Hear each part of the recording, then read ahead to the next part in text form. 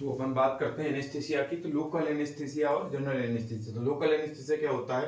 भाई local applicant cause reversible loss of sensory प्रेसिपिटेटरी।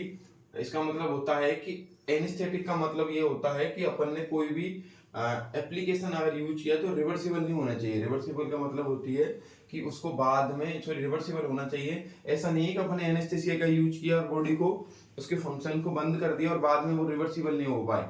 इसीलिए anaesthesia क्या करता है, जैसे कि अपने को कोई भी ऑपरेशन करना है, माइनर ऑपरेशन करना है या मेजर ऑपरेशन करना है, तो उसमें अपन एनेस्थीसिया लगाते हैं, या तो लोकल या जनरल। तो एनेस्थीसिया क्या होता है कि उससे उस बॉडी की क्या बोलते हैं, सुन्न हो जाती है बॉडी और पेशेंट को महसूस नहीं हो पाता, पर बाद में वो चीज रिवर्सिबल हो जाती है, बाद में ठीक हो जाता है 2-3 घंटे या जितने दिन टाइम के लिए हम एनेस्थीसिया का यूज करते हैं। तो रिवर्सिबल लॉस ऑफ सेंसेशन होता है, बॉडी के सेंसेशन खत्म हो जाते हैं, सेंसरी परसिपिटेटरी जो होती है। अब बात करते हैं the block the both general and generation and conduction of the nerve impulse with out causing of any structural damage. इसमें ये भी होता है कि ये क्या होता है, जो ब्लॉक कर देता है किसको, उसको नर्व सप्लाई को ब्लॉक कर देता है। इसी की वजह से इम्पल्स का अपने को नर्व इम्पल्स का पता नहीं लग जाता, जो जनरेशन जो कंडक्शन होता है वो रुक जाता है with out causing of structural damage, और स्ट्रक्चर डैमेज होने की वजह से। आगे है लोकल एनेस्थीसिया के बाद फेरेंजियल डी मसल्टेंट। ये क्या चीज होती है? ये होता है smooth and throat and reduce afferent impulse from the inflamed pharyngeal mucosa useful in dry cough. इसमें डी मसल्टेंट का यूज किसमें किया जाएगा? उसमें थ्रोट और जो उसके इम्पल्स थ्रोट होता है, जो गला और इम्पल्स को रिड्यूस करने के लिए किया जाएगा। इन्फ्लाम जैसे फेरेंजियल म्यूकोसा में किसी प्रकार की क्या हो गई, सूजन आ गई या फिर ऐसा कुछ हो गया, तो उसमें जो मेडिसिन यूज की जाएगी उसको बोलते हैं फेरेंजियल डीमसल्टेंट। आगे आता है एक्सपेक्टोरेंट। ये म्यूकोकाइनेटिक्स होते हैं, इंक्रीज ब्रोंकियल सिक्रेशन। ये किस में यूज किए जाएंगे? जैसे किसी को अस्थमा की प्रॉब्लम है, ये उसमें किए जाएंगे। ये क्या करते हैं? Increase bronchial secretion and reduce its viscosity facilitating its removal by coughing. जैसे किसी को अस्थमा की दिक्कत है, वो बार बार उसको कफ आ रहा है पर वो बाहर नहीं निकल रहा है, तो उसमें अपन किसका यूज करेंगे? एक्सपेक्टोरेंट। एक्सपेक्टोरेंट में जैसे इनहेलर का यूज करते हैं, वो सारे किसमें आते हैं? एक्सपेक्टोरेंट के अंदर आते हैं, जो ब्रोंकियल सिक्रेशन को बढ़ा देते हैं और जो जमा हुआ ड्राई कफ है वो बॉडी से बाहर आ जाता है। उसके बाद में एंटी टिश्यू बैग क्या होता है? जैसे सीएनएस बढ़ेगा तो थ्रेशोल्ड ऑफ कफ सेंटर बोलते हैं। उसके बाद पेरिफेरली जो टिश्यू इंपल्स रेस्पिरेटरी ट्रैक्ट, ये कैसे काम करता है? जैसे सीएनएस का लेवल से क्या आता है? थ्रेशोल्ड मतलब जो मैक्सिमम जो कफ सेंटर होता है उसकी वैल्यू बढ़ जाती है सेंट्रल नर्वस सिस्टम की, पेरिफेरली में tissue impulse and respiratory tract का कम हो जाता है। उसके बाद में है cardinal feature of general anaesthesia. तो जनरल एनेस्थीसिया के कार्डिनल फीचर क्या क्या? वेरी वेरी इंपॉर्टेंट है, ये अपने को चारों नाम याद होने चाहिए। जो जनरल जो एनेस्थीसिया, अपन ने ऊपर तो क्या देखा था? Local anaesthesia. ये क्या है? General anaesthesia. जनरल एनेस्थीसिया मतलब पूरी बॉडी को एक साथ ही क्या करेगा, उसकी एक्टिविटीज को कम कर देगा, बंद कर देगा। उसके क्या क्या? Loss of sensation. General anaesthesia में क्या होगा? Loss of sensation. सेंसेशन का मतलब है उसको सेंसेशन का पता ही नहीं चलेगा पेशेंट को। दूसरा मसल रिलैक्सेंट, उसकी मसल क्या हो जाएगी? रिलैक्स हो जाएगी। मसल रिलैक्स हो जाएगी ना अपने आप, अगर अपन किसी को जनरल एनेस्थीसिया दें। इसका सबसे अच्छा रूट होता है आईवी या आईवी फॉर्म के रूप में इसको देते हैं। उसके बाद में अनकॉन्शियसनेस, पेशेंट क्या हो जाएगा? उसको कॉन्शियसनेस, उसको अचेतन रही रहेगा, अचेतन हो जाएगा, अचेतन अनकॉन्शियस हो जाएगा। लॉस ऑफ सेंसेशन, उसको महसूस नहीं होगा, सेंसेशन का महसूस नहीं होगा। उसके बाद में मसल रिलैक्सेशन, उसकी मांसपेशियां शिथिल हो जाएंगी।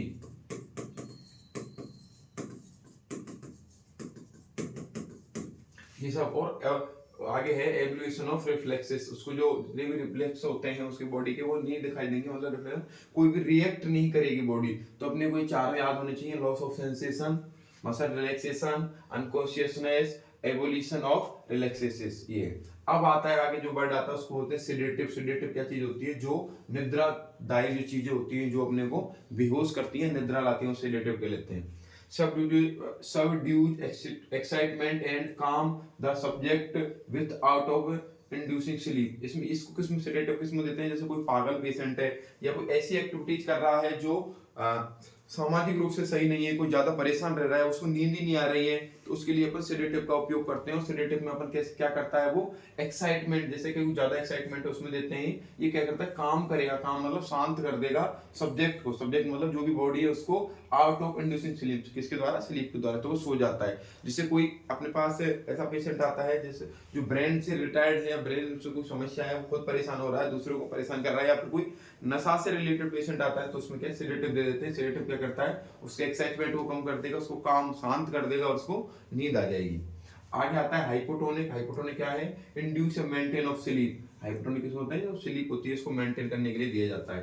कार्डियक ग्लाइकोसाइड्स, ये क्या करते हैं, increase myocardial contractility and output of the hypodynamic heart with the increase of oxygen consumption. ये क्या करते हैं, कार्डियक ग्लाइकोसाइड ऑक्सीजन कंजप्शन को बढ़ा देते हैं ज्यादा, किसकी, मायोकार्डियल जो हार्ट की होती है, इसकी वजह से मायोकार्डियल कॉन्ट्रैक्टिविटी हो जाती है, हार्ट का जो कॉन्ट्रैक्शन होता है वो बढ़ेगा, और कॉन्ट्रैक्शन बढ़ेगा तो आउटपुट बढ़ेगा ब्लड का, तो ब्लड का आउटपुट बढ़ जाता है, जिसको hypodynamic heart with the increase of oxygen consumption, oxygen consumption देखने को मिलता है। तो अगर कार्डियक ग्लाइकोसाइड किसमें दिए जाते हैं, जिससे हार्ट से रिलेटेड प्रॉब्लम होती है, वो क्या करता है कहीं भी जैसे कार्डियक ग्लाइकोसाइड जैसे ही जाएगा वो क्या करेगा, हार्ट की जो उसकी कार्यशीलता होगी उसको बढ़ा देगा, और वो ज्यादा ऑक्सीजन को लेगा, और ज्यादा ऑक्सीजन मतलब हार्ट ऑक्सीजन थोड़ी देता है, वो ब्लड को लेता है और ब्लड को पंप करता है। किसी भी ऑर्गन को, जैसे अपन दौड़ रहे हैं तो अपनी हार्ट रेट क्यों बढ़ती है, उसका रीजन होता है कि वहां पे रिएक्शंस हो रही है, और रिएक्शन होने की वजह से वहां पर एटीपी खत्म हो रही है, और एटीपी खत्म हो रही है तो नया जो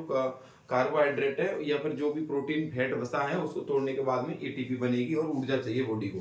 ऊर्जा बनाने के लिए ये जो क्रिया होती है, मेटाबॉलिज्म की जो रिएक्शंस होती हैं, ये सारी चीज होती है ऑक्सीजन की उपस्थिति में होती है, इनको ऑक्सीजन चाहिए होता है। और बॉडी में ऑक्सीजन का जो ट्रांसफॉर्मेशन होता है वो ब्लड के द्वारा होता है, किसके द्वारा होता है, ब्लड के द्वारा। अब ब्लड कैसे क्या काम करता है, तो ब्लड में हीमोग्लोबिन होता है, जिसमें हीम प्रोटीन और हीमोग्लोबिन होता है ना, उसमें हीम तो प्रोटीन होती है, हीम हीम पदार्थ होता है, ग्लोबिन प्रोटीन होती है।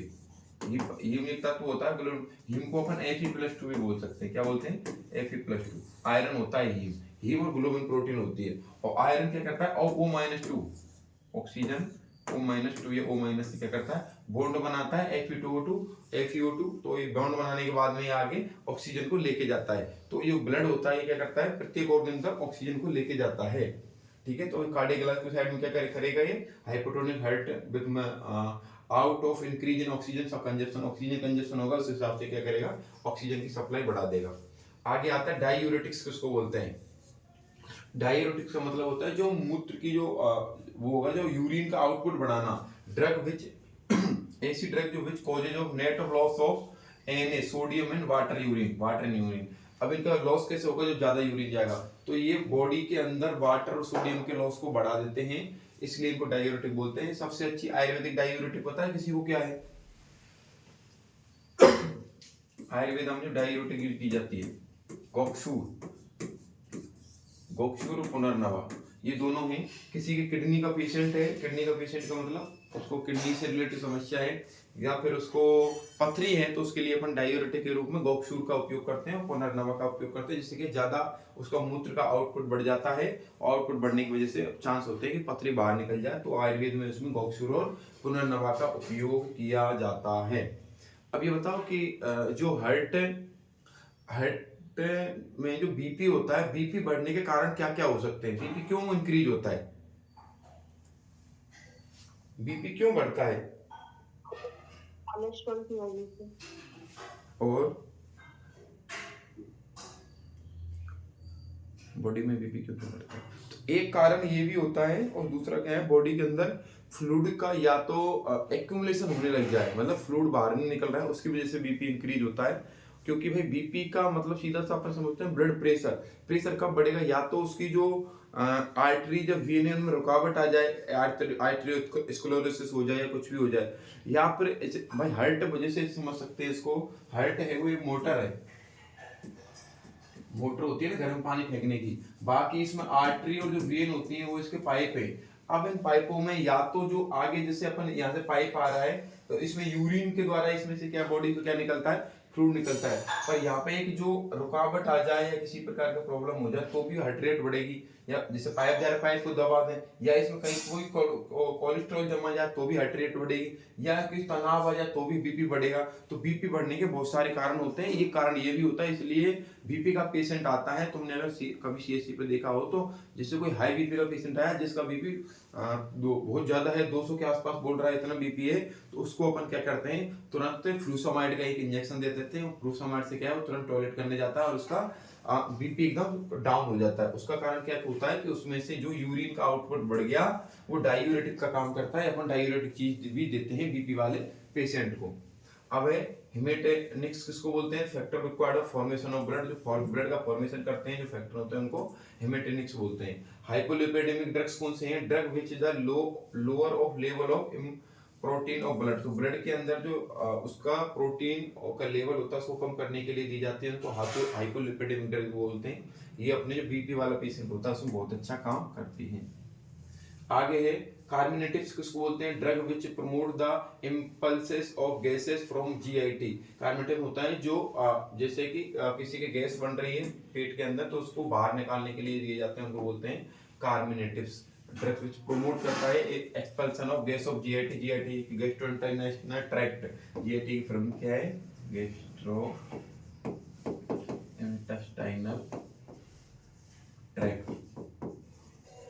ये क्या करता है, जीआईटी की जो गैस बनती है उसको प्रमोट करता है, मतलब बाहर निकालने का काम आते हैं, इनको कार्मिनेटिव्स बोलते हैं। लग्जेटिव्स या एपीरियटिव्स बोलते हैं, ये cause of elimination of soft from the stool को बाहर निकालते हैं, मिडल इरेक्शन, मतलब लग्जेटिव किसको बोलते हैं, जो विरेचन या दस्त के लिए, जो डायरिया कराने के लिए जाते हैं, किसी के कॉन्स्टिपेशन की समस्या है तो उसमें अपन क्या देते हैं, लग्जेटिव का प्रयोग कराते हैं।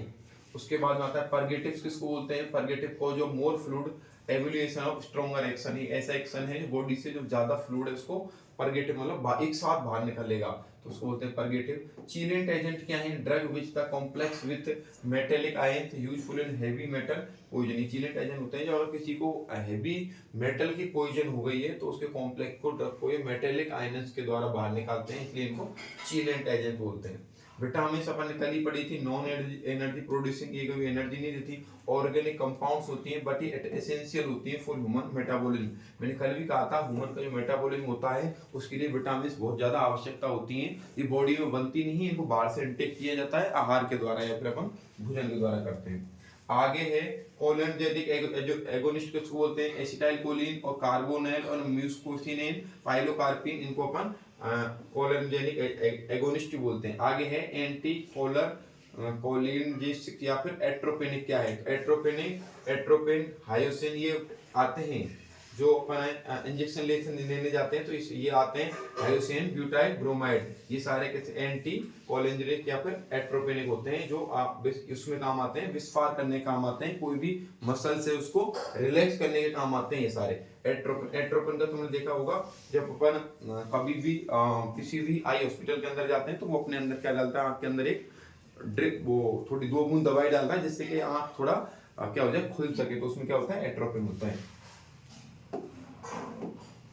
तो ये अपन ने आज ये कंप्लीट कर लिया। उसके बाद में आयुर्वेदिक चीजें, इसमें अब जो टर्मिनोलॉजी है वो कंप्लीट हो गई है। अब इसमें थोड़ी सी 1-2 पेज और है जो मैं उसकी पीडीएफ शेयर कर दूंगा भले ये उसमें जैसे कि वो एग्जाम्पल है, एग्जाम्पल कैसे हैं, जैसे किसी कोई पूछ लेता है उसका एंटीपायरेटिक ड्रग्स कौन सी हैं, वैसे एंटीपायरेटिक सब समझते हैं जो फीवर में काम आती हैं, तो पीसीएम है और डाइक्लो है, डाइक्लो वैसे उसमें पेन में काम आती है पर वो कॉम्बिनेशन में दे सकते हैं, तो आइब्रोफेन है, ये सब चीजें ऐसे 1-2 चीज हैं जो जनरली अपने को याद होनी चाहिए। वैसे मेडिसिन का ऐसा क्वेश्चन पूछता नहीं, पर फार्माकोलॉजी में टर्मिनोलॉजी के साथ दे रखा है तो अपन उसको भी पढ़ेंगे, ठीक है। अब अपन आ जाते हैं अपने आयुर्वेद वाली जो ड्रग होती है उन पर।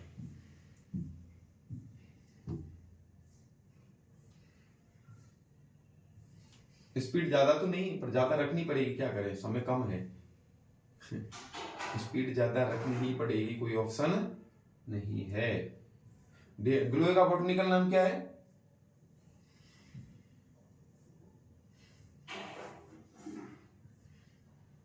पढ़ाई नहीं की क्या कल, ग्लोए का बॉटनिकल नाम बताओ, टीनोस्पोरा कॉर्डिफोलिया। रसोन का बताओ,